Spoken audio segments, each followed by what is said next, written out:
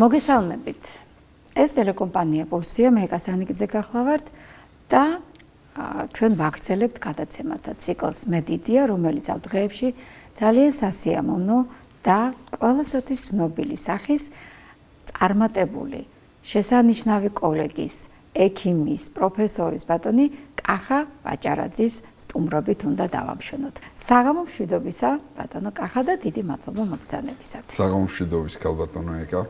ჩემთვის დიდი პატივია თქვენთან ერთად ამ სტუდიაში ყოფნა, რომელიც მე ვთვლი, რომ ეს არის ჩვენი ოჯახი, იმიტომ რომ პულსი იყო, არის და ალბათ იქნება თითოეული ექიმისთვის ის გარემო, ის ყუდრო სახლი, სადაც ის თავს გრძნობს, როგორც საკუთარ ოჯახში, როგორც საკუთარ ბინაში და იმ თბილ გარემოცვაში, რომელსაც თქვენ ქმნით, ქალბატონო ეკა და თქვენი გუნდი. დიდი მადლობა. მე ვფიქრობ, რომ ნამდვილად ეს ჯერჯერობით ერთადერთი სამედიცინო ტელევიზიაა საქართველოში და მართლაც ერთადერთი ეს ერთგვარი პლატფორმაა, რომელიც ყველამ შეიძლება გამოიყენოს იმისათვის, რომ ჩვენი მოსახლეობა რაც შეიძლება ჯანმრთელი იყოს, რაც შეიძლება სწორი ინფორმაცია მიიღოს თქვენნაირი ექიმებისაგან, მაგრამ ჩვენი გადაცემის სპეციფიკა, როგორც იცით, ცოტა განსხვავებულია, ჩვენ რაღაც კონკრეტულ ნოზოლოგიას და დაავადებებს იმდენად არ ვსაუბრობთ, რამდენადაც უფრო იმ პრობლემებზე თუ მიღწევებზე თუ იდეებზე, რომელიც ხორციელდა ამ ეტაპზე ხორციელდება ამა თუ იმ სფეროში და მე ძალიან მიხარია რომ დღეს თქვენ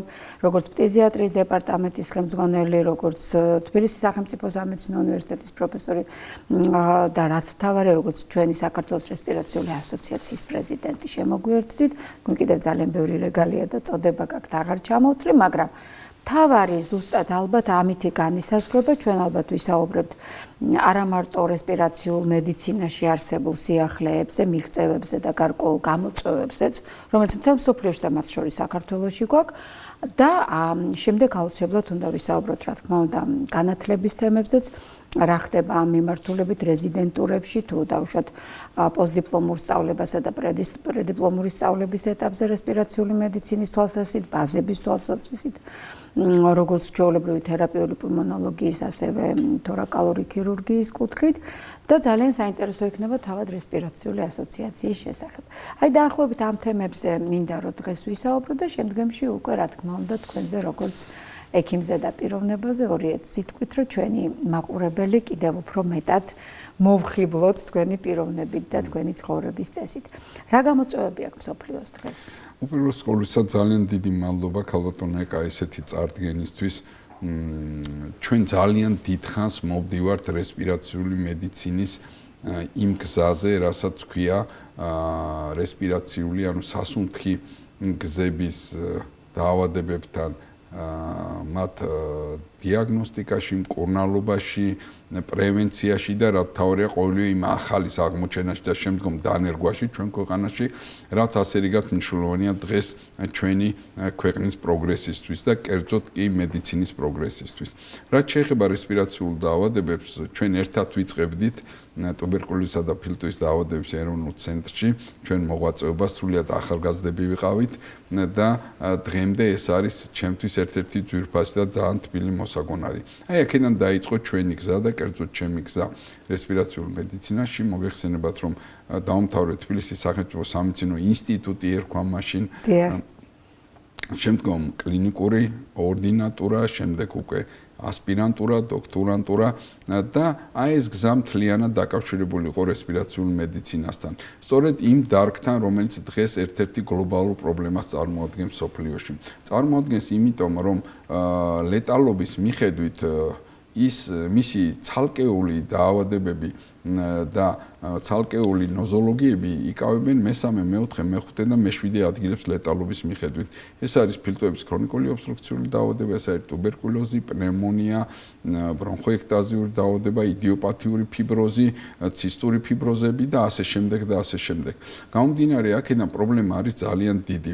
მოგეხსენებათ, რომ მთავარი რაც არის რესპირაციული მედიცინის მოღვაწეთა რესპირაციული მედიცინაში მოღვაწე ექიმებს შორის ასთა გაცვლა და იმ მიღწევების თუ პრობლემების გაზიარება, ეს არის ევროპის რესპირაციული საზოგადოების კონგრესები. დიახ, აი ბოლო ჩატარდა ამსტერდამში, სადაც მონაწილეობა მიიღო დაახლოებით 25,000-მა დელეგატმა მთელი მსოფლიოდან და მათ შორის საქართველოსდანაც საკმაოდ მნიშვნელოვანი და დიდი დელეგაცია იყო წარდგენილი და სწორედ აქ განიხილეს ის მნიშვნელოვანი პრობლემები, ის საჭიროებო საკითხები, რომელიც ასე რიგად მნიშვნელოვანია როგორც მთლიანად მსოფლიოსთვის, ასე ჩვენი ქვეყნისთვის. აქვე მინდა გავაჟღერო, რომ ეს არ არის მარტო ლეტალობის მაჩვენებლები, ეს არის ავადობის, ინვალიდაციის და რასაკვირველია ქრონიზაციის დაავადების მიმდინარეობაში. მოგეხსენებათ, რომ რესპირაციული დაავადებები, ისევე როგორც ყველა სხვა დაავადებები, სამწუხაროდ აქვთ ეგრეთ წოდებული მიმდინარეობა ქრონიზაციისკენ. და მარტო ერთი დაავადება რო ამიღოთ, ფილტვების ქრონიკული ობსტრუქციული დაავადება, ფქოდი. დღეს ის იკავებს მესამე ადგილს მსოფლიოში თავისი ლეტალობით. მხოლოდ ერთ დაავადებაზეა ლაპარაკი. ლეტალობა არის 3.5-დან 6 მილიონი ადამიანამდე, რომელიც მუდმივად იზრდება. დაავადების ხარისხი და გადარჩენადობა დაბალი. დიახ, მთელი რიგი ფაქტორებია.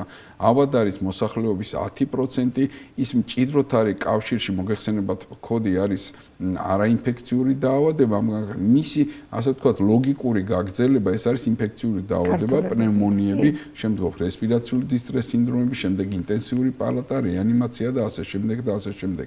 და საინტერესო არის ის, რომ სწორედ ეს დაავადებები მჭიდროდ გადაეჯაჭვენ ერთმანეთს. არ არსებობს არც ერთი დაავადება, რომელიც რესპირაციაში, რომელიც არ იყოს მჭიდრო კავშირში სხვა დაავადებებთან და თქვენ როგორც ესეთმა გამოცდილმა ექიმმა კარგად იცით, ისე როგორც ჩვენმა მაყურებლებმა, რომ სულ უფრო და უფრო მცირეა პროცენტული მაჩვენებელი იმ პაციენტების, რომელსაც აქვთ მონო, ანუ ერთი დაავადება.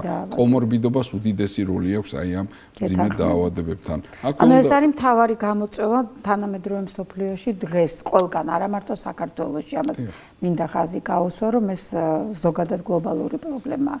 თუმცა საქართველოს სპეციფიკაზეც მინდა რომ ვისაუბროთ. მოგახსენებთ, გარდა იმ დიდი მიღწევებისა, რაც ჩვენ ქვეყანას გააჩნია და ისტორიულად ჩვენ ვიკავებდით აღმოსავლეთ ევროპაში და კერძოდ ამიერკავკასიაში ლიდერ პოზიციას მედიცინის თვალსაზრისით და ამის ნათელი მაგალითია ის ჩვენი დიდი პედაგოგები, რომლებიც ჩვენ მოვესწარით, ვინ ჩვენ აგვზარდა და მინდა თქვენი გადაცემის საშუალებით კიდევ ერთხელ გამოვხატო ძალიან დიდი პატივისცემა მათ მიმართ, იმიტომ რომ ჩვენ ვართ მათი შემოქმედების ნაყოფი, ანუ მათ გავგზარდეს დაგვაყენეს გზაზე და ჩვენ ვცდილობთ, რომ ყოველივე საუკეთესო რაც მათგან ავიღეთ, გადავიტანოთ ჩვენ მომავალ თაობაში.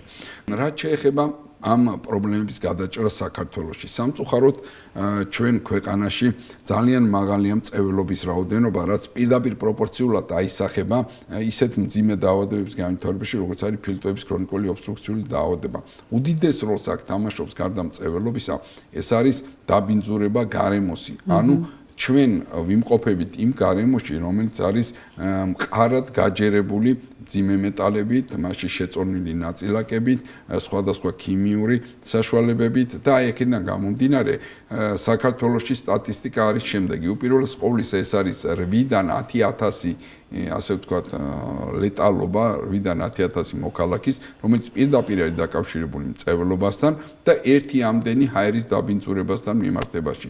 აღმოჩნდა რომ 10-დან დიახ, მსოფლიო ჯანდაცვის ორგანიზაციის მიერ მოწოდებული ინფორმაციით 10-დან 9 ადამიანი სუნთქავს დაბინძურებულ ჰაერს. ანუ ატმოსფერო არის გაჯერებული მავნე ნივთიერებებით, რომელიც შემდგომ აღწევს ჩვენი ზედა სასუნთქისებიდან ქვედა სასუნთქისებში და იწვევს იმ მძიმე დაავადებებს, რომელზედაც ჩვენ ვსაუბრობთ და ალბათ მომავალშიც მოვიდეს. კი, რა თქმა უნდა, უკვე ეკომედიცინასთანაც ვიკვეთებით ჩვენ, იმიტომ რომ გამოდის, რომ ის ძალიან მნიშვნელოვანი საკითხები, რომელიც ეკოლოგიის კუთხით დღეს და სხვა შორის გაეროს იმ ცნობილ პრიორიტეტებში შედის ხოლმე და დასახელდება ხოლმე, როდესაც ისინი ყოველწლიურად იკრიბებიან და მსჯელობენ, ეს ნამდვილად არის ამას ეხლა ნანონაწილაკების თემაც და გარემოს დაბინძურება უკვე სხვა ფაქტორებითაც დაემატა ისეთიც, რომელიც ძალიან მნიშვნელოვანია კომბინირებული თვალსაზრისით და დაზიანებების და რა თქმა უნდა ჩვენ აქ ვსაუბრობთ არა მარტო რესპირაციული სისტემის დაზიანებაზე, სუნთქვის ფუნქციის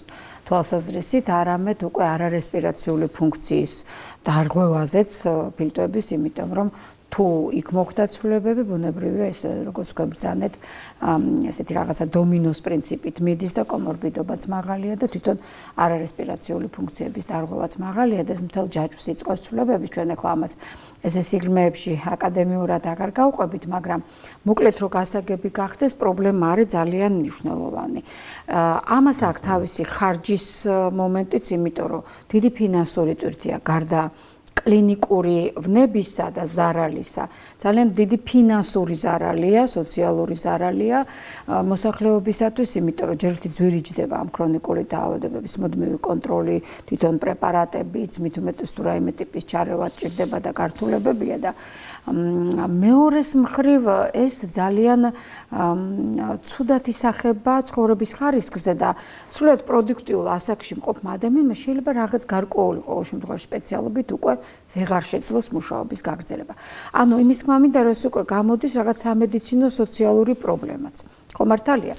შესაბამისად მე მინდა ამ კუთხით დავსვა კითხვა ინვალიდიზაციას რასაც ანუ შეზღუდული შესაძლებლობის პირი, როდესაც შეიძლება ჩამოყალიბდეს. ანუ რა ნარჩენი მოვლენები გავიგეთ ახლა ეს გვერდითი მოვლენებიც და კომორბიდობაც, მაგრამ რა ნარჩენი მოვლენებია ძირითადად რესპირაციული დაავადებების და კონკრეტულად ქოდის გადატანასთან დაკავშირებით და გადატანა აღარ ქვია, როცა ქრონიკულია. ანუ ამ დაავადებასთან თანაცხოვრებისას და რამდენად შეიძლება დავყოთ ასე პრევენცია ამ დაავადების განვითარების მოწევის თუ ჰაერის დაუშვათ დაბინძურების ხარისხის შემცირების თვალსაზრისით სახელმწიფოს ფუნქციებია, იმიტომ რომ ერთიც და მეორეც შესაბამისი კანონმდებლობები და სტრატეგიითა და გეგმით უნდა განისაზღვროს. და პრევენციის გარდა იმ შემთხვევაში, როცა უკვე გვაქვს პრობლემა, როგორ უნდა მოხდეს გარკვეულწილად რეაბილიტაცია ამ პაციენტების, რომელსაც მოგახსენებ, ძალიან აქტუალური საკითხია და მე ყოველთვის მოხარული ვარ, როდესაც აი ესეთი პროფესიული საუბარი მიმდინარეობს ეთერიდან, ვინაიდან ჩვენი საზოგადოება, ჩვენი მუდმივი მაყურებელი, რომელიც ჩვენთან მუდმივ კონტაქტში არიან, უნდა ფლობდნენ იმ ინფორმაციას, თუ რაოდენ მნიშვნელოვანია ჯანსაღი ცხოვრების წესი. მაგალითისთვის მოვიყვან თუ რაოდენ დიდი პრობლემა იქნება არა მარტო პაციენტის ჯანმრთელობის, არამედ იმ მატერიალურ ხარჯებთან, რომელიც დაკავშირებულია ამა თუ იმ დაავადებასთან და მოვიყვან მაგალითისთვის ისევ და ისევ სტატისტიკურ მონაცემებს, რომ ამერიკის შეერთებულ შტატებში, სადაც ყველა ცენტი დათვლილია, აღმოჩნდა, რომ ფილტვების ქრონიკული ობსტრუქციული დაავადებების დახარჯული თანხები 800 მილიონიდან ავიდა 50 მილიარდ ამერიკულ დოლარამდე. ეს წარმოვიდგინოთ, როდესაც ეს არის ნომერ პირველ განვითარებულ ქვეყანაში. ხა წარმოვიდგინოთ თუ რა ხდება განვითარებად ქვეყნებში და რაც ყველაზე საინტერესოა, აღმოჩნდა ის ფაქტორი, რომ ორი ძირითადი მიზეზია ამ ქრონიკული დაავადებების მიმდინარეობის. პირველი განვითარებად ქვეყნებში ეს არის ადრეული მწეველობა და მოსახლეობის დიდი რაოდენობა და მჭიდრო კონტაქტი და დაბალი სამედიცინო მომსახურებების ხარისხი, ხოლო განვითარებულ ქვეყნებში აღმოჩნდა, რომ ეს არის ფილტვების დაბერება, ანუ მოსახლეობა ბერდება, შობადობა მცირდება სამწუხაროდ და აი ეს არის კიდევ ერთი მიზეზი იმ მძიმე დაავადებების გაქრონიზაციისა და ახალი დაავადებების წარმოქმნისა, როგორც იყო მაგალითად ჩვენ დაახლოებით 50-60 წლის წინ საუბარიც არ იყო აი შიცის ინფექციაზე, ხომ? საუბარი არ ქონდა ჩვენ იდიოპათიურ ფიბროზე და კიდევ ერთი ნათელი მაგალითი თუ აი ინვალიდიზაციის ერთ-ერთი პრობლემა და მძიმე გამოსავლების პროცენტის მატებისა ეს იყო ჩვენთვის აი ეს გამოწვევა, რაც მოხდა ბოლოს COVID-19-თან დაკავშირებით. დღემდე ჩვენ მკურნალობთ იმ პაციენტებს, რომლებიც არიან დაავადებული მძიმე სუნთქვის ქრონიკული უკმარისობით, ეს არის ფიბროზის მოვლენები, ეს არის ის ჯერ კიდევ ამოუცნობი გვერდითი მოვლენები, რომელმაც დღეს ჩვენი საზოგადოება მიიყვანა იმ სტატისტიკამდე, რასაც ქვია 7 მილიონამდე დაღუპული ადამიანი მსოფლიოში COVID-ით და 14000 ადამიანი საქართველოსთვის. მოგეხსენებათ, რომ ჩვენაირი მცირერიცხოვანი ერისთვის ეს არის უდიდესი დანაკარგი და სამწუხაროდ დღემდე ჩვენ ვიმკით იმ გართულებების შედეგებს, რაც ჩვენ გვაქვს ამ რთული ინფექციების საინტერესო თემას მივადექეთ, იმიტომ რომ აქ უკვე ცხოვრების ჯანსაღი წესი და ზოგადად იმუნიტეტის როლი ფაქტობრივად ვახსენეთ და ძალიან საინტერესო იყო, რომ კოვიდის დროს რაღაცა ძალიან პირდაპირ პროპორციული ეს არ აღმოჩნდა პირიქით, ვისაც უფრო ძლიერი იმუნიტეტი ჰქონდა და ძლიერად შეებრძოლა იქ საბოლოო ჯამში იმ კომპლექსებმა, რომელიც წარმოიქმნა ხო იმუნურმა კომპლექსებმა. გარკვეულწილად მეტი დაზიანებაც კი მოიტანა და შესაბამისად რაღაცა გარკვეული არეულობა გამოიწვია ამისი, თუმცა მეორეს მხრივ ძალიან ბევრი კვლევა დაიდო იმაზე, რომ იმუნიტეტის გაძლიერება და მაშინ ეს წინ კიდე ვიტამინი, წინ კოვიდები და შემდეგ ძალიან ესეთი ტრენდული გახდა, როგორც იტყვიან, პირიქით ეს ასე ვთქვათ, ზოგად იმუნიტეტს წევდა და აქედან გამომდინარე სხვა გართულებებისგან იცავდა, თუმცა როგორც აღმოჩნდა, გრძელი კოვიდი მაინც ცალკე თემაა, ვიდრე უბრალოდ თანხლები გართულებები კოვიდით გამოწვეული იმუნიტეტის დასუსტებასთან დაკავშირებული. და აი ამიტომ მინდა ეს თემა ცოტა უფრო ჩავშალოთ, თქვენ პნევმოფიბროზიც ახსენეთ, იმიტომ რომ იცით კოვიდთან დაკავშირებით როგორი არაერთაზროვანი დამოკიდებულება იყო კოვიდ ტერორი და სხვა 1000 ფაშიზმი და 1000 ტერმინი მიესადეგა ამას, მაგრამ ნუ ახლა კაცობრიობის ისტორია ასეთია, პანდემიები, ეპიდემიები არსებობდა, თუმცა 7-8 ეპიდემიის მეტი ესეთი კაცობრიობის ისტორიის მანძილზე ესეთი მასშტაბის არ ყოფილა, მეტნაკლებად ამისი რეგულირება ჯერ ბუნებრივი ველური, ასე ვთქვათ, ჯოგური იმუნიტეტით ხდებოდა და ეხლა უკვე ვაქცინაციით, მაგრამ საინტერესო აქ ხდება ზუსტად ეს მომენტი. თუ ჩვენ საუბრობთ პნევმოფიბროზზე თუ ნებისმიერ სხვა იმ ნარჩენ მოვლენაზე, რეზიდუალურ მოვლენაზე, რომელიც ტუბერკულოზის კურნალობის შემდეგ თუ სხვა ნებისმიერი მეორადი თუნდაც პნევმონიები თუ პლევრიტებით მიმდინარე დაავადებები შეიძლება მოხდეს, აქ უკვე ქირურგიის როლიც მნიშვნელოვანია და დიაგნოსტიკის როლიც მნიშვნელოვანია. აი იქნება ორი სიტყვით ვთქვათ, რა არის სიახლე დიაგნოსტიკაში, იმიტომ რომ ჩვენ დროს რო რენტგენი იყო, მერე ბრონხოსკოპია შემოვიდა და ასე შემდეგ დაუშვათ იქ პლევროსკოპიას თუ გამოვიყენებდით და სხვა, დღეს გაცილებით მრავალფეროვანია და ნაკლებად ინვაზიურიც არის ბევრი კვლევა, იმიტომ რომ ეს დაუშვათ გენური მუტაციების კვლევას უკავშირდება თუ სხვა. აი ამასთან დაკავშირებით საქართველოში რა შესაძლებლობებია ზუსტი დიაგნოსტიკის დღესდღეობით, მათ შორის ფილტვის კიბოს, იმიტომ რომ მახსოვს რომ რაღაც 10 წლის წინ ძალიან ესე ხელგამოწევით მიწევდა ორადორი საწოდავი, ასე ვთქვათ, ტესტის თხოვნა, რომ ადრეულ გამოვლენაზე გვეფიქრა, ან დადასტურებაზე გვეფიქრა თუნდაც ფილტვის კიბოს. და რამდენად შეიძლება ის სკრინინგის თუ არა, ყოველ შემთხვევაში ადრეული გამოვლენის გარკვეული სტრატეგიის და გეგმის და პროგრამის შედგენა, რომელიც სახელმწიფოს ვერტიკალურ პროგრამაში შეჯდება. იმისთვის, რომ ზოგადად რესპირაციული სისტემის ყველა დაავადების მეტნაკლებად ადრეული გამოვლენა მოხდეს. თუნდაც ბანალური რენტგენოგრაფიით და იმისთვის, რომ გადარჩევა იყოს და მერე უკვე გაღრმავებული კვლევა იქ, სადაც საეჭვო აღმოჩნდება. უაღრესად დიდი ნახტომი განიცადა ქალბატონო ეკა მედიცინაში დიაგნოსტიკურმა საშუალებების შემოღებამ და მათ შორის საქართველო, რომელიც ფეხდაფეხ მიყვება ამ წარმატებებს და არა მარტო რადიოლოგიაში, ეს არის სხვა მოლეკულური ტესტები, ეს არის პოლიმერიზაციური ჯაჭვური რეაქცია, ბაქტერიოლოგიური კვლევა და აი რადიოლოგიაში ერთ-ერთი უდიდესი როლი ითამაშა მაღალი რეზოლუციის კომპიუტერული ტომოგრაფიის შემოღებამ. დღეს მივედით იმ დონემდე, რომ თვით რადიოლოგიურ მეთოდს, კერძოდ კომპიუტერული ტომოგრაფიას ჩვენ შეუგვიძლია დაუსვას დიაგნოზი პაციენტს ფილტვების ქრონიკული ობსტრუქციული დაავადებების, მან განსაზღვროს ემფიზემის ხარისხი და ასე შემდეგ და ასე ჩვენ რასაკვირველია, აქ უდიდესი როლი ენიჭება ფიბროზის დიაგნოსტირებას და მის როლ გამოვლენას, იმიტომ რომ ჩვენ კარგად ვიცით, როდესაც გადადის უკვე ფიბროზის ერთი სტადიიდან მეორეში, იქ უკვე ვითარდება შეუქცევადი ცვლილები, როდესაც ფილტვი ვეღარ ბრუნდება იმ საწყის პოზიციაზე. აქვე მინდა გავაჟღერო, რომ აი ამ დიაგნოსტიკურმა საშუალებებმა ჩვენ მოგვცა იმის ფუფუნება, რომ ადრე დავიწყოთ კურნალობა. ჯერ რადღირს თუნდაც ტუბერკულოზში შემოღებული იგივე ჯინექსპერტის ტესტირება, რომელიც ვთქვათ რამდენიმე საათში გვაძლევს საშუალებას მოლეკულური ტესტები, თანამედროვე აინეს ტესტი, ჯინექსპერტი, მოლეკულური ტესტები, PCR ტესტები. მაშინ, როდესაც ჩვენ რამდენიმე საათში შეგვიძლია დავსვათ დიაგნოზი, როდესაც ამას რამდენიმე ათეული წლის წინ კვირეები და დღეები უნდა და აქვე მინდა გავაჟღეროთ, თუ რაოდენიმე მნიშვნელოვანია საზოგადოებისთვის ამის ცოდნა, რომ რაც მალე დავსვათ ჩვენ დიაგნოზს, მით მალე მივიღებთ იმ სასურველ შედეგს, რაც ასე რიგად მნიშვნელოვანია ჩვენი პაციენტის დროული და სწრაფი გამოჯამთელებისთვის. მაგალითისთვის მოვიყვან, რომ მაგალითად ადრეულ გამოვლენას რამდენიმე დღეში ტუბერკულოზის დაავადებისა მოსდევს სწრაფი კურნალობის დაწყება. და აქვე მინდა გავაჟღერო, რომ 2 კვირაში სწორი მკურნალობის დაწყების შემდეგ ტუბერკულოზის მიკობაქტერია კარგავს თავის აქტიურობას, ვთქვათ, ადამიანის მიმართ, რომელშიც ის არის მოთავსებული და ამით ხდება ელიმინაცია მისი და კიდევ უფრო მცირდება მისი გადადება, დიახ, მისი გადადება ერთი პაციენტიდან მეორეზე და ამ შემთხვევაში ჩვენ ვიცით რომ სტატისტიკურად უმკურნალებელი ტუბერკულოზის აქტიური ტუბერკულოზის დროს ერთი დაავადებული პაციენტიდან შეიძლება დასნებობდეს 15 ჯამთელი ადამიანი. ეხლა ეს გავამრავლოთ კიდე რამდენზე და ვნახოთ თუ რაოდენ დიდი მასშტაბებს აღწევს ინფიცირების საშიშროება და აი სწორედ აქ გამოვლინდა. ეს არის სწორედ ის მნიშვნელოვანი თემა, რომლითაც ჩვენ ხშირად საუბრობთ, ხოლმე ტუბერკულოზის თემაზე ხშირად ყავს იქიდანაც ჩვენი ცენტრიდან, ასე ვთქვათ, სტუმრები. მაგრამ საინტერესო ისე რომ ეს გადამდები დაავადებების და არაგადამდები დაავადებების, ასე ვთქვათ, გამოვლენის და მიდგომების და დაფინანსების საკითხებიც განსხვავებულია.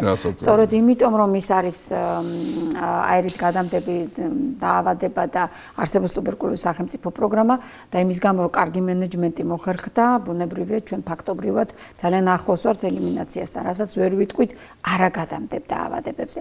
ანუ სწორედ ამას გულისხმობ, რომ არაგადამდები დაავადებების ადრეული გამოვლენის გარკვეული სახელმწიფო პროგრამაც თუ გვექნება, ვფიქრობ ძალიან დიდ პრობლემას მოვერევით, იმიტომ რომ როგორც თქვენ ბრძანებთ, რაც უფრო ადრეულ სტადიაზე გამოვავლენთ, რომ იქ ფიბროზი იწყება თუ ბრონხოექტაზია ყალიბდება თუ დავშათ იქ ბულებია ან სიმსივნური წარმონაქმნია თუ ეხინოკოკოზია თუ სხვა ათასი დაავადება, რომელიც შეიძლება შეგვხვდეს სპირტვებში, ბუნებრივია მით უფრო მალე შეიძლება დავიწყოთ ადეკვატური მკურნალობა და შესაბამისად და მით უმეტეს, როდესაც გამოვიყენებთ მოლეკულური დიაგნოსტიკის და სხვა ათას თანამედროვე ტესტს. მაგრამ საინტერესო სწორედ ეს არის, რომ ეს ყველაფერი მეტნაკლებად სისტემა ამისი რთულია და მივადექით ყველაზე დიდ პრობლემას. პაციენტს რო სიმპტომები უჩნდება, ის მაშინათვე არ მიდის ექიმთან. თუ მიდის, ის შეიძლება მოხდეს პირველადი ჯანდაცვის ექიმთან გააჩნია დაზღვევის ტიპს. მერე ის როდის გადმოაგზავნის აი ამ გაღრმავებული კვლევებისათვის, ანუ გარკვეული დრო იკარგება. ეხლა აი მინდა გკითხოთ, როგორ შეიძლება აეწყოს თქვენი ასოციაციის თემაზეც მინდა გადავიდე, დარგის განვითარებაზე ზრუნვა, გაიდლაინების და პროტოკოლების გაწერა, ტრენირება, აი ეს არის ის ძირითადი ფუნქციები, რომელსაც ზოგადად პროფესიულ ასოციაციას ვუყენებთ, ხო? საბედნიეროდ ჩვენ ყავს ძალიან კარგი პრეზიდენტი რესპირაციული ასოციაციის, ძალიან მონდომებული და მე მაინტერესებს რა სიახლეებია ან რა გეგმებია უახლოეს პერიოდში დაგეგმილი იმისათვის, რომ დარგის განვითარება აი ამ მიმართულებით მოხდეს. რეკომენდაციების გაცემად სახელმწიფოს და გადაწყვეტილების მიმღები პირებისათვის იმდენად მოხერხდეს, რომ გარკვეულწილად ადრეული გამოვლენა ამ დაავადებების ერთის მხრივ, ანუ ხარისხიანი დიაგნოსტიკა, მათი მკურნალობა და შემდგომში უკვე რეაბილიტაციის თემა მეტნაკლებად ასე ვთქვათ კონტროლირებადი თუ დაფინანსებული არა, ყოველ შემთხვევაში კონტროლირებადი მაინც იყოს. ასოციაციების როლი დაგეთანხმებით ეს არის შეუფასებელი ამა თუ იმ დაავადებების მართვაში. სულ ბოლოს მე მინდა ხაზი გაუსვა, რომ საქართველოში გარდა ტუბერკულოზის სახელმწიფო პროგრამისა ძალიან აქტიურად მუშაობს, მე აქცენტი მაქვს რესპირაციულ დაავადებებზე, ეს არის იდიოპათიური ფიბროზის პროგრამა. ეს ერთ-ერთი უკანასკნელი და ძალიან დიდი მონაპოვარია, გამომდინარე იქიდან, რომ ზემოთანხმებული დაავადება ჯერ კიდევ ბოლომდე შეუსწავლელია, სულად დღეს მსოფლიოში არსებობს მხოლოდ 2 პრეპარატი, რომელიც აჩერებს ფიბროზს და არ მკურნავს მას. ეხლა წარმოიდგინეთ, რაოდენ დიდ პრობლემასთან გვაქვს ჩვენ. აი, ამიტომ გაინტერესებს ეს თემა. საკითხი და ანუ ადრეულ გამოვლენას საკრალური მნიშვნელობა ენიჭება. რასაკვირველია, იმიტომ რომ მესამე მეოთხე სტადიაში უკვე ფიბროზთან მკურნალობას აზრი აღარ აქვს და ეს პაციენტები განწირული არიან. შეუქცევა და ძალიან მაღალია ლეტალობის მაჩვენებელია. მარტო ის რა ღირს, რომ ერთი თვის მკურნალობა ზემოთაღრმავებული ანტიფიბროზული პრეპარატებისა ღირს დაახლოებით 4-დან 6,000 ლარამდე. მოგეხსენებათ, რომ ეს ფაქტიურად ხელმისაწვდომი თანხა და თვირთია, დიახ, მატერიალური და აი სწორედ აქ ჩვენ დღეს გვაქვს სრულად დაფინანსებული პროგრამა, რომელთაც დღეს უკვე ჩართულია დაახლოებით 60-მდე პაციენტი, რომელიც სრულად იღებს ამ მედიკამენტს და სრულად არის დაფინანსებული მათი მკურნალობა. ეს არავითარ შემთხვევაში არ ნიშნავს იმას, რომ საქართველოში არ არის მეტი ფიბროზით დაავადებული პაციენტი. რასაკვირველია, მათი რაოდენობა გაცილებით დიდია, მაგრამ ეს არის ის პაციენტები, რომლებიც ჩნდებიან იმ კრიტერიუმებში, იმ რეკომენდაციებში, იმ გაიდლაინებში, რომლეთანაც მკურნალობა საკმაოდ ეფექტურია. ამიტომაც აი ხას უსვავ თქვენთან ერთად, რაოდენად დიდი მნიშვნელობა აქვს პრევენციას, წინასწარ დიაგნოსტირებას და სწორედ იმ დიაგნოსტიკურ მეთოდებს, რომელსაც ჩვენ ვისაუბრეთ დღეს, აქ საუბარი ჩვენ არც კი გვიხსენებია, ეს არის ციტოლოგიური კვლევა, მორფოლოგიური ბიოფსიები და დიახაც შორს წავიდა.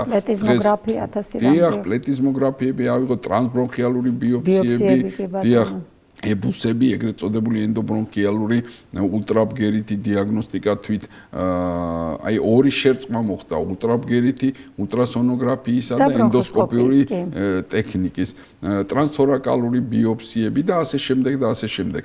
და ის სწორედ აქ ამიტომ ახსენეს ქირურგიის როლი, თორაკალური ქირურგიის როლი, ეს რაღაცნაირად შეერწყა პულმონოლოგიურ, ასე ვთქვათ, მართვას და ესეც იმიტომ რომ დღეს მკურნალობაში გარდა კონსერვატიული მკურნალობისა აქტიურად არის ქირურგიული ჩატვირთვა, მინი-ინვაზიები საქართველოში, აი ჩვენი კვლევითი ჯგუფების მიერ ჩატარდა ძალიან საინტერესო კვლევები გერმანელ, ამერიკელ კოლეგებთან ერთად, რომლებიც პირველი იყო, ეს იყო ენდობრონქიალური მკურნალობა პაციენტების, ინვაზიური პულმონოლოგია, ტრანსბრონქიალური სტენტების გამოყენების, სხვადასხვა ბალონირებადი ფორმების და ასე შემდეგ და ეს ცალკე თემა, რომელზეც ჩვენ შეგვიძლია დიდხანს ვისაუბროთ, მაგრამ რა არის ლაიტმოტივი, ეს არის. ვახსენოთ მაინც დღეს, იმიტომ რომ ჩვენმა მაყურებელმა უნდა იცოდეს, რომ ესეთი თანამედროვე მეთოდები მკურნალობის არსებობს, რომელიც მეტნაკლებად ხა განკურნება შეიძლება ვერ აქცეს, მაგრამ მართვას აქცეს ძალიან კარგად დაავადების და სიცოცხლის ხარისხს აუმჯობესებს და ახანძმებს სიცოცხლის, ვთქვათ, იმ რუტს და ინტერვალს, რომელიც ასე რიგად მნიშვნელოვანია. და აი ასოციაციებს რო დაუბრუნდეთ ისევ რესპირაციულ მედიცინაში საბედნიეროდ გვაქვს ძალიან ბევრი და აქტიური ასოციაციები. უპირველეს ყოვლისა ეს არის საქართველოს რესპირაციული ასოციაცია, ეს არის ამიერკავკასიის ექიმთა ლიგა, ეს არის ფტიზიათა და პულმონოლოგთა, ბრონქოლოგთა, თორაკალურ ქირურგთა, ონკოთორაკალურ ქირურგთა ასოციაციები. აი ხედავთ რამდენი ასოციაცია, რომელიც ერთმანეთთან ძალიან მჭიდრო კავშირში მოქმედებენ. აქვე მინდა აღვნიშნო, რომ ზემოთ აღნიშნული ასოციაციები არიან ლიდერები ამ დარგში და სწორედ ისინი, ასე ვთქვათ, კარნახობენ იმ თანამედროვე იდეებს, რომლებიც დღეს მნიშვნელოვანია და დღესდღეობით საქართველოში ფაქტიურად ყველა რეგიონში, ყველა დაბის, სოფლის, ქალაქის თუ რეგიონის მასშტაბით მიდის თითოეულ ექიმთან ის ინფორმაცია, რაც ასე რიგად მნიშვნელოვანია რესპირაციულ მედიცინაში. დღეს შემიძლია სრული პასუხისმგებლობით განვაცხადო, რომ საქართველოს თითქმის ყველა რეგიონში ჩვენი ექიმები ესწრებიან თანამედროვე მიღწევების და მათ ინფორმაციას გადაცემას თითოეულ მათგანისადმი, რომელიც დღეს მოწოდებულია მსოფლიო ჯანდაცვის ორგანიზაციების მიერ და კერძოდ ევროპის რესპირაციული საზოგადოების მიერ. აქვე ხაზი მინდა გაუსვა, რომ თითქმის ყველა კლინიკაში დაინერგა ისეთი კვლევის მეთოდები, როგორც არის სპირომეტრია, რაც ერთ-ერთი უმნიშვნელოვანესია ფილტვების ქრონიკული ობსტრუქციული დაავადების დიაგნოსტირებაში და საუბარი აღარ არის, რომ აღჭურვილია ელექტრონული მიკროსკოპებით, აღჭურვილია თანამედროვე რადიოლოგიური კვლევის მეთოდებით. მართალია შედარებით, მაგრამ აი ამ შემთხვევაში, როდესაც ჩვენ მართლა სოფლებზე და დაბებზე ვსაუბრობთ, იქ მაინც გვიანია დიაგნოსტიკა. ზოგ სოფელში ოჯახის ექიმიც კი არ აკავთ. ან ყავთ მაგალითად ფორმალურად, მაგრამ 1000-ში ერთხელ ხედავენ. ამიტომ მე ვიცი, რომ თქვენი ასოციაცია ყველაფერს აკეთებს იმისთვის, რომ თავისი წევრები განსწავლოს და ასევე ოჯახის ექიმები, მაგრამ რეალობაში რამდენად არის განსწავლული საზოგადოებაც, რამდენად იციან ვის მიმართონ, იმიტომ რომ დაგვიანებული დიაგნოსტიკის შემთხვევებიც ძალიან ბევრია. აი აქ როგორ შეიძლება შეიძლება დისტანციური დაუშვათ, ანუ ეგრეთ წოდებული ტელემედიცინის გამოყენება ხო არ იქნება, იმიტომ რომ რამდენადაც ჩვენ ვიცით უკვე რენტგენოლოგიური კონტროლი სადაც არის და რადიოლოგიური ზოგადად გამოკვლევა იქ შედარებით მარტივია, ხო, ტელემედიცინის ჩართვა. აი რამდენად არის დაგეგმილი მომავალში, რომ ნამდვილად ხელმისაწვდომობა თქვენნაირი ექიმების და თქვენი ასოციაციის წევრი წამყვანი ექიმების, ასე ვთქვათ, სადიაგნოსტიკო პოტენციალისადმი უფრო მაღალი იყოს. მოგახსენებთ რომ ცოდვა ის ოჯახის ექიმის ადგილზე, ხო? შეიძლება ძალიან რთული შემთხვევა შეხვდეს და ის არ არის პულმონოლოგი და ვერ გაუმკლავდეს დიაგნოზი. სწორედ აქ არის აღსანიშნავი ის ფაქტორი, რომ როგორც მთელ მსოფლიოში, ასევე საქართველოში ძალიან სწრაფი ტემპებით ვითარდება ტელემედიცინა და თანამედროვე ხელოვნურმა ინტელექტმა შემოიღო ის, რომ ჩვენ შეგვიძლია ნებისმიერ წუთს დაუკავშირდეთ მსოფლიოს ნებისმიერ კუთხეში, თუ ისინი აღჭურვილი არის შესაბამისი აპარატური და მოწყობილობით, ნებისმიერ ექიმს და მათგან მივიღოთ რაიმე, ან ჩვენ გაუზიაროთ მათ ჩვენი გამოცდილება. რაც შეეხება ექიმებს, რომლებიც მუშაობენ და მე მინდა თქვენი არქის საშუალებით, თქვენი ტელევიზიის საშუალებით, თქვენი გადაცემის საშუალებით დიდი მადლობა მოუხადოთ თითოეულ ჩვენ კოლეგას და ნამდვილად ეს არის ის პირველი ხაზი და ფორპოსტი, სადაც ჩვენი ოჯახის ექიმები დღეში იღებენ რამდენიმე ათეულ პაციენტს და დიაგნოსტირება გეთანხმებით საკმაოდ რთულია და სწორედ აქ არის ასოციაციების როლი შეუფასებელი, რომ თითოეულ მათგანამდე, თითოეულ სოფელში, დაბაში თუ ქალაქის ამბულატორიაში თუ სტაციონარში მიიტანონ ის თანამედროვე ინფორმაცია, რომელიც ასე რიგად მნიშვნელოვანია. მართალია, ეს შეიძლება იყოს მეტნაკლები წარმატებით ჩატარებული, თუმცა დღესდღეობით ვცდილობთ, რომ ის ინფორმაცია, რაც ასე რიგად მნიშვნელოვანია, თითოეულ ჩვენი ექიმისთვის იყოს ხელმისაწვდომი. ბატონო კახაი, რახან ამ მიმართულებით წავედით, მე მინდა უკვე განათლების თემაზეც ძალიან მოკლედ გადავიდეთ, ანუ გასაგებია, რომ არსებობს პულმონოლოგიის, დაუშვათ ორაკალური ქირურგიის, ტუბერკულოზის, ფტიზიატრიის, ანუ დეპარტამენტები და ასე შემდეგ, მაგრამ და ასე ვთქვათ საბაკალავრო დონეზე სწავლება პროგრამების ფარგლებში, მაგრამ აი რეზიდენტურის თემასთან დაკავშირებით, თუნდაც პულმონოლოგიაში, პულმონოლოგიის სამეცნიერო კვლევით ინსტიტუტი, როგორც ასეთი ჩვენ ამ ეტაპზე არა გვაქვს ქვეყანაში, ანუ აკადემიური საკითხი მოკლედ რომ მოვხაზოთ, რა პრობლემები გვაქვს დღეს პოსტდიპლომურ სწავლებასთან დაკავშირებით რესპირაციული ჯანმრთელობის კუთხით ამ მიმართულებებში და სამეცნიერო კვლევების თვალსაზრისით რას შეცვლიდით თქვენი ნება რო იყოს? მოგეხსენებათ, რომ რაც შეეხება აი ტელემედიცინის თემა, მინდა კიდევ უფრო ასე ვთქვათ სიღრმისეულად გავშალო, მაგალითად ნათელი მაგალითია ჩვენთვის ტუბერკულოზისა და ფილტვის დაავადების ეროვნული ცენტრი, ანუ ჩვენი ალმა მატერ, საიდან ჩვენ გავიზარდეთ, თბილისის სახელმწიფო სამედიცინო უნივერსიტეტი, როდესაც ჩვენ ვსწავლობდით, მას ერქვა თბილისის სახელმწიფო სამედიცინო ინსტიტუტი, დღეს უნივერსიტეტია და სწორედ მე გახლავართ ფტიზიატრიის დეპარტამენტის ხელმძღვანელი, ჩემ სათაყვანებელ და უნივერსიტეტში და სწორედ იქ გავიზარდეთ ჩვენ და აქვე მინდა აღვნიშნო, რომ დღეს ფუნქციონირებს უკვე პოსტდიპლომური განათლების ინსტიტუტი, რაც ძალიან მნიშვნელოვანია და აი სწორედ ფტიზიატრიისა და პულმონოლოგიის სარეზიდენტო პროგრამის ხელმძღვანელი გახლავართ მე და ეს ჩემთვის ძალიან დიდი პატივია. ბოლო დროს განვითარდა მთელი რიგი, ასე ვთქვათ, დადებითი ძვრები, კერძოდ მე მიმაჩნია, რომ ერთი პატარა აგური დავდე იმ დიდ კედელში, რასაც ქვია ჩვენი მოსახლეობის ჯანმრთელობის განვითარება და კერძოდ ჩვენი ახალგაზრდა მედიკოსების გაზრდამ დიდი მასწავლებლების ტრადიციებზე, რომელსაც ჩვენ მივყვებით დღეს. ეს არის რასაკვირველია, რომ ფტიზიატრია შეუერთდა პულმონოლოგია. ეს უდიდესი ფიქრობ წინ გადადგმული ნაბიჯი იყო, ვინაიდან მოგეხსენებათ, როგორც თქვენ აღნიშნეთ, ფტიზიატრიული პაციენტების რაოდენობა რეალურად მცირდება. ამიტომაც იკარგებოდა ახალგაზრდების ინტერესი ამ დარგში, თქვათ, შემდგომი თავისი გზის გაგრძელებისთვის და ის სწორედ როდესაც პულმონოლოგია შეერწყა ფტიზიატრიას, სრულიად ახალი ტალღა წამოვიდა. მოდიან სრულიად მონდომებული ახალგაზრდა ჩვენი ექიმები, რეზიდენტები და საკმაოდ დიდი კონკურსია უკვე რათა მოხდნენ ფტიზიატრიის და პულმონოლოგიის სარეზიდენტო პროგრამაში და ეს ძალიან მახარებს. ამიტომაც კიდევ უფრო გასახარებელია ის, რომ ძალიან ბევრი ახალგაზრდა უკვე რჩება საქართველოში და ახალ ვთქვათ განყოფილებებში იწყებს მუშაობას. თუმცა პრობლემები რასაკვირველია აქაც არის. მალე სამეცნიერო კვლევითი, ასე ვთქვათ, საქმიანობაც კიდევ უფრო გაიშლება სუფთა პულმონოლოგიაში. ახლა პედიატრიაში ისედაც ძალიან ბევრი რამ გაკეთდა თავიდანვე, როცა უცხოელ კოლეგებთან ერთად წამოვიწყეთ, მერე უკვე როდესაც ძალიან კარგად განვითარდა ჩვენი ცენტრის სამეცნიერო-კვლევითი დეპარტამენტიც, მაგრამ აი თვითონ პულმონოლოგიაში მე ვფიქრობ, მაინც როგორც კლინიკური, ისე წამლის კვლევები და სხვადასხვა ტიპის ასე ვთქვათ, ნაშრომები გვაკლია ბოლო პერიოდში. აი ამასთან დაკავშირებით თუ აპირებთ რაიმე ცვლილებების? აი აქაც ახალი გარღვევებია, ახალი გამოწვევებია მინდა გითხრათ და აი ბოლო წლებში სულ უფრო და უფრო დიდია ინტერესი საქართველოს პულმონოლოგიური განყოფილებების, პულმონოლოგთა ჯგუფების, კლინიკებისა და დეპარტამენტების მიმართ, ვინაიდან ძალიან მოიმატა და მე ვიტყოდი არა მარტო არანაკლებ ვიდრე ტუბერკულოზის დარგში კვლევები და დღეს მოდის ძალიან საინტერესო კვლევები და არა მარტო ერთ ცენტრში, არამედ ძალიან ბევრ დეპარტამენტებში და განყოფილებაში ეს არის კვლევები იდიოპათიურ ფიბროზე, ეს არის კვლევები პნევმონიების, მკურნალობის და დიაგნოსტიკების ახალ საკითხებზე, ფქოდი თავისთავად ძალიან აქტუალურია, ფილტვის კიბოს კვლევა, რომელიც ძალიან მნიშვნელოვანია და ყველა იმ უცნობი ეტიოლოგიის რესპირაციული დაავადებების დიაგნოსტირებასა და მკურნალობაში ეს ძალიან მნიშვნელოვანია, იმიტომ რომ შეხვედრები ტარდება არა მარტო საქართველოში, არამედ ჩვენი ფარგლებს გარეთ და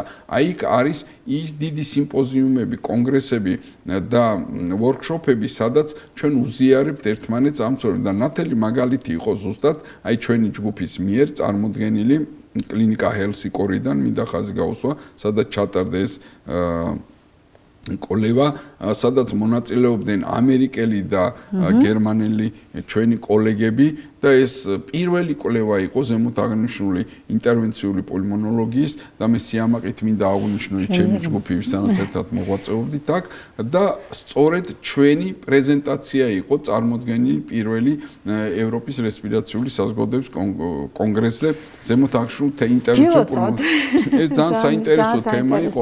აქ არავითარ შემთხვევაში არ უნდა იქნეს განხილული ეს საკითხი მხოლოდ საქართველოში წარმოებს და თქვათ გააგრძელებას პოულობს აქ, მაგრამ საინტერესო იყო ის, რომ ჩვენი ჯგუფის რამდენიმე წევრი რაღაც პერიოდის განმავლობაში ვიყვებოდით ამერიკის შეერთებულ შტატებში, სადაც სპეციალური ტრენინგი გავიარეთ სპეციალურ კლინიკებში, ლაბორატორიებში და უკვე ჩამოსული, ასე ვთქვათ, გამდიდრებული ცოდნით ჩვენ გერმანელ და ამერიკელ კოლეგებთან ერთად ეს იყო ერთი დიდი ჯგუფი, რომელიც მუშაობდა ზუსტად ისეთ დაავადებების მკურნალობაზე, როგორც არის ემფიზემები, როგორც არის ფილტვების ქრონიკული ობსტრუქციული დაავადება. და ეს არის დარგის განვითარება და ეს არის კადრების, რა თქმა უნდა. დიახ, და აი აქ მონაწილეობას იღებდნენ როგორც ახალგაზრდა ექიმები, ასევე რეზიდენტები, რაც ძალიან მნიშვნელოვანია და მინდა ხაზი გაუსვა, რომ ყოველწლიურად, დიახ, ფიზიატრიისა და პულმონოლოგიის სარეზიდენტო პროგრამით მზადდება დაახლოებით 15 რეზიდენტი და დღეს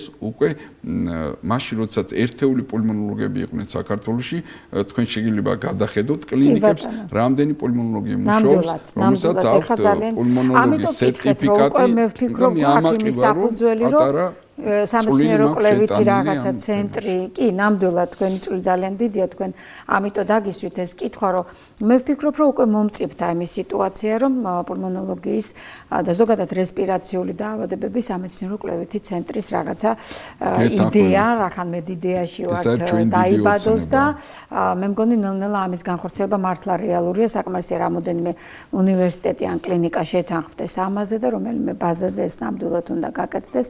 თუნდაც შეიძლება ეს, იმიტომ რომ ძალიან კარგად არის აღჭურვილი ჩვენი ტუბერკულოზისა და ფილტვის დაავადებათა მას ქვია ასეც კიდევაც ცენტრი და არავის არ უნდა დაავწოს, არ არის მარტო ტუბერკულოზი, არის ფილტვის დაავადებათა ცენტრი, აქვს უახლესი აპარატურა, უახლესი მეთოდები კვლევის და რატომაც არა.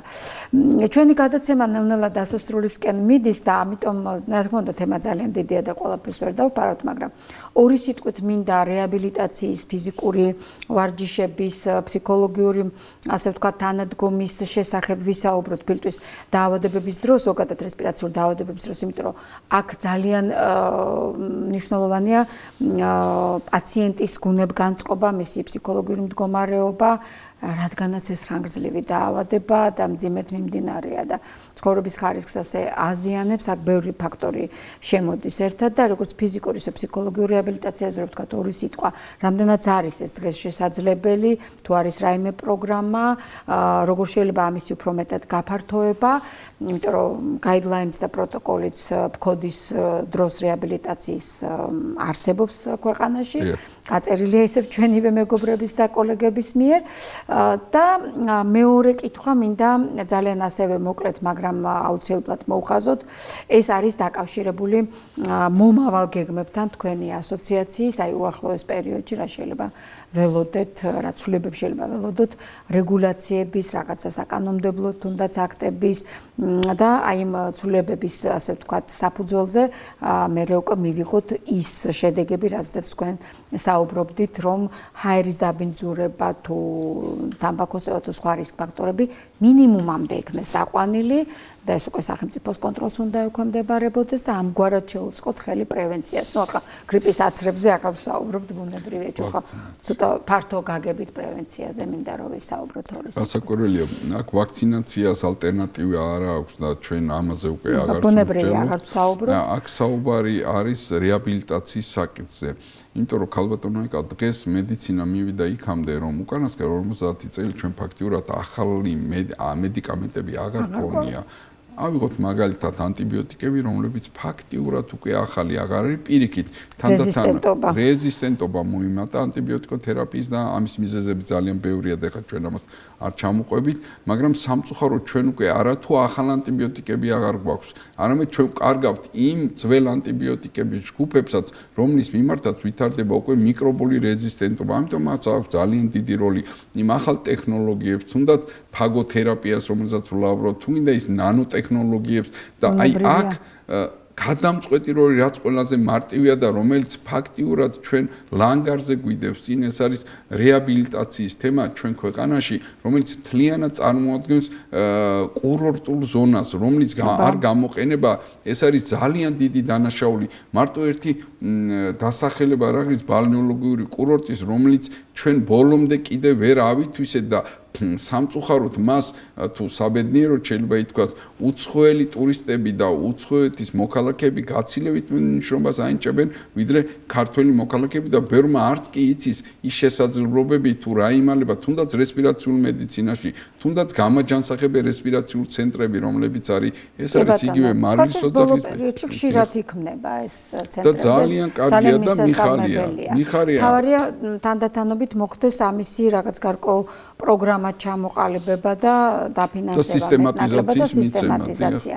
კი, იმიტომ რომ მთელი კომპლექსია ვარჯიშების, სამთქვითი ვარჯიშების, ზოგადად კუნთოვანი თუ ნერკუნთოვანი, ასე ვთქვათ, რგოლისაც, რომელიც ჩართულია სამთქვით აქტივობაში და ერთ-ერთი აი თქვენ ახსენეთ წეგან სპირომეტრია, უბრალოდ გაზომვადობა რო ხდებოდეს ეფექტურობას, უნდა გქონდეს დაგეგმილი ყველა მეთოდი კვლევის, მათ შორის ესეც, იმიტომ რომ მეტნაკლებად მარტივია და მე ვფიქრობ, რომ ამის აწყობა პრინციპში შესაძლებელია, უბრალოდ დარგობრივი რეაბილიტაციის განვითარების კუთხით თუ წავალთ და ასე ვთქვათ რესპირაბილიზაცია გვექნება ქვეყანაში, ალბათ ეს მოხერხდება. თუმცა კიდევ ერთხელ მინდა ვახსენო ის საკითხი, რომ როდესაც აბასთუმანში გაიხსნა ცალკე ასე ვთქვათ რეაბილიტაციის ცენტრი, სადაც სწორედ კოდით დაავადებული ფილტვის ცენტრია.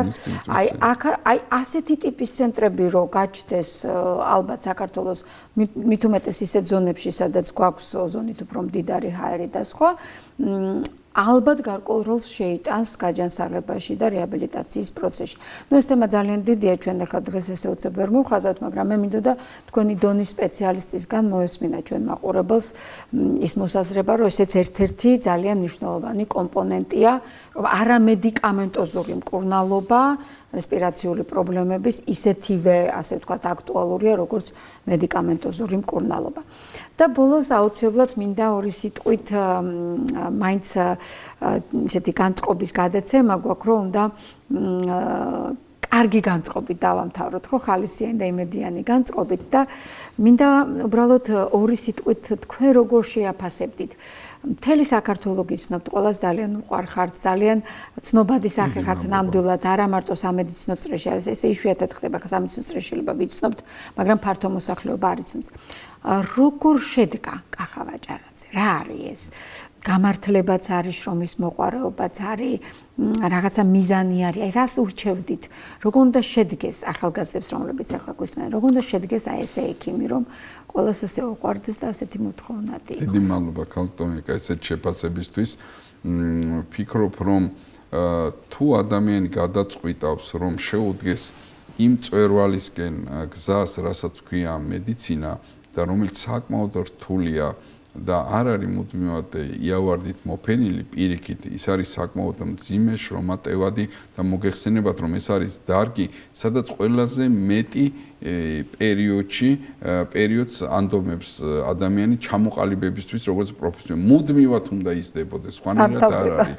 და როდესაც მე შევდივარ აუდიტორიაში ჩემ სტუდენტებთან, ჩემ რეზიდენტებთან, ჩემ ექიმებთან, მუდმივად ვაჟღერებ იმ ფრაზას, რომ ქვეყნის პროგრესი არის ის, როდესაც ახალგაზრდა თაობა ჩვენზე უკეთესი გამოვა. ესე გვძდიდნენ ჩვენ დიდი მასწავლებლები და ღმერთმა დაიფაროს, რომ ჩვენ ვჯობნიდეთ ჩვენ მომავალ თაობას. ეს უკვე არის ქვეყნისთვის ძალიან დიდი პრობლემა. ამიტომაც თითოეულ ჩვენ ექიმს, ჩვენ მასწავლებლებს, პროფესორას ალბათ კიდევ ერთხელ მოუწოდეთ, რომ გავზარდოთ ისეთი თაობა, რომელიც ხვალ ჩვენ შვილებს და შვილიშვილებს ჩვენზე უკეთესად უმკურნალებენ. ეს ერთი. მეორეც მე ვფიქრობ, რომ ალბათ თითოეულ ადამიანში, ისე როგორც მედიცინა ეს ხო არ არის მარტო მეცნიერება, ეს არის ხელოვნებაც, ხომ? და როგორც ხელოვანში არის აი მუზა, როგორც მოდის, ეს აი ზუსტად ესეა ჩადებული თითოეულ ალბათ მედიკოში ის რამაც გადაადგმევინა მას ის ნაბიჯი, რომ შეუდგეს იმ ძიმე გზას, რასაც ქვია მედიცინის მწვერვალების დაპყრობა. კიდევ ერთხელ ვიტყოდი, რომ ალბათ არ არსებობდა სხვა ალტერნატივა. ეხლა ხშირად ვფიქრობ ამ გადასახედიდან უკვე, რომ აი ხშირად არის ბანალური შეკითხვა, სხვა გზას თუ აირჩევდი. ალბათ ჯერჯერობით მე ვერც ვხედავ და ვერც ვნახავ იმ გზას, რომელიც შეიძლება მე ამერჩია გარდა მედიცინისა. ეს არის ის დარგი, სადაც თქვენ შეგიძლიათ 24 საათი და 7 დღის განმავლობაში 24/7-ზე როგორც იტყვიან და მუდმივად იმოღვაწეო იქ, სადაც შენ სიამოვნებას იღებ იმისგან, რომ წარმოიდგენთ, რომ თუ არა მედიკოსი და თუ არა შენ, ეს ადამიანი შეიძლება დაღუპულიყო. ამაზე დიდი ბედნიერება ალბათ წარმოუდგენელია, რომ სიტყვებით აისახოს. ჩემ კითხვაზე. აი ესე შედგა კახა ვაჭარაძე, რომ სიამოვნებას იღებს თავისი პროფესიისგან და არასდროს არ უნდა დაიღალოს, მე ვიტყოდი ახალგაზრდა მედიკოსი, რომელიც უკვე ჩამოყალიბება შემდგომ დიდ პროფესიონალად, როდესაც ის შრომობს. აი, ეს არის ნიჭი, რომელიც მას უნდა გქონდეს აუცილებლად მედიცინაში, იმიტომ რომ ან არის, ან არ არის, ამასაც არის დიახ. და მეორე ეს არის შრომის მოყვარეობა და დარგისადმი სიყვარული. სხვანაირად წარმოუდგენელია იმ ძიმე სფეროში, იმ ტკივილში, იმ ხშირად სიკვდილთან პირისპირ ყოფნაში, რომ სადაც შენ გრძნობ, რომ გამარჯვებული უნდა გამოხვიდე და ვალდებულიც ხარ, რომ გადაარჩინო ეს პაციენტი, შენ იღებ იმ სიამოვნებას, რომ გრძნობ, რომ სიკვდილზე უფრო მაღლად გახართ და პაციენტი, ასე ვთქვათ, დაუბრუნე მის საყვარელ ოჯახს, საყვარელ ქვეყანას და იმ ადამიანებს და ეს შეუფასებელია. მაინც მე მინდა აი ესე დავამთავრო ჩემი გამოსვლა, რომ მინდა თითოეულ ჩემ ახალგაზრდა კოლეგას და გამოსულ კოლეგასთან აი ესეთ ჭიდრო კონტაქტში ვთქვა, რომ რა პროცენტული მაჩვენებელიც არ უნდა იყოს სტატისტიკურად ლეტალობის ან სიკვდილიანობის ან გართულების პაციენტის პატრონისთვის ის მუდამარი 100%-იანი არის ერთი პაციენტი და იღუპება ერთი. ამიტომაც აი იმ ერთადერთი ძვირფასის გადარჩენის შემთხვევაში შენ იგრძნებ იმ ენით აუწერელ სიამოვნებას, რაც ქვია სიკვდილზე გამარჯვება. ალბათ ეს უნდა იყოს მე მგონი ლაიტმოტივი. გეთანხმებით და ვიდრე დაგემშვიდობებით, მე მინდა აუცილებლად თქვენ ყველა ისედაც გიცნობთ, მაგრამ შეიძლება დეტალები არ იცოდეს და არ კონდეს წარმოდგენა რამდენად ლამაზი და თბილი ოჯახი გაქვთ, იმიტომ რომ ეს არის სამედიცინო ოჯახი, მეუღლეც არის ექიმი, შვილიც არის ექიმი და ორი სიტყვით რო გითხრათ მათ შესახებ და რას ნიშნავს, როდესაც ოჯახი სამედიცინოა, რამდენად გეხმარებათ ეს იმაში, რომ მეუღლეც და შვილიც გიგებთ, რომ თქვენ გამუდმებით ფაქტობრივად გასული ხართ პაციენტებთან. მოგახსენებთ ჩვენ ნამდვილად სამედიცინო ოჯახი ვართ და ხშირად ხდება ისე რომ ერთად ვიკრიბებით კვირაში ერთხელ დღესაც მეუღლე მიან გინეკოლოგია და მოგეხსენება თუ რაოდენ მძიმე შრომა მიან გინეკოლოგების ისე როგორც ყველა მედიკოსების, მაგრამ მე ვიტყოდი მიან გინეკოლოგების განსაკუთრებით, იმიტომ რომ ორი სიცოცხლე აბარიათ მან და ვაჟიშვილი რომელიც ენდოკრინოლოგია და დღეს მოღვაწეობს ენდოკრინოლოგიის ეროვნულ ცენტრში. ბედნიერი ვარ იმით, რომ ჩვენ როდესაც დღის ბოლოს ბრუნდებით ოჯახში და ხშირად ვერ ხვდებით ერთმანეთს, იმიტომ რომ სხვადასხვა გამოძახებებია, სხვადასხვა გამოწვევებია თითოეულ ჩვენთაგან, ან მივლინებაში ვარ ზოგიერთ, მაგრამ როცა ვიკრიბებით, ვსაუბრობთ იმ თემაზე, რასაც ქვია ჩვენი ერის ჯანმრთელობა და ეს ალბათ სასიამოვნოა, იმიტომ რომ როდესაც დღის ბოლოს უზიარებთ ერთმანეთს იმ წარმატებებს თუ იმ გართულებებს ან რაღაც პრობლემებს რომელიც არის ისევ და ისევ სულ ვიჭერთავს იმაზე რომ საუბრობთ მუდამ პროფესიაზე და კიდევ ერთი მინდა თქვენი ეთერის საშუალებით გავაჟღერო ქალბატონო ეკა და პირადად თქვენს რასაკვირველია მადლობა მოგიხადო მე მინდა მადლობა გადაუხადო ყველა იმ ადამიანს ჩემ მეგობარს ჩემ დიდ მასწავლებლებს რომლებიც ზოგი უკვე არ არის ცოცხალი და მინდა იმ ქვეყნიურ საქართველოში მათ კიდევ ერთხელ დიდი მადლობა გადაუხადო იმისთვის რომ მათ აღზარდეს მთელი კოჰორტა წარმატებული ექიმების და ალბათ მეც ვერ შევდგებოდი როგორც ექიმი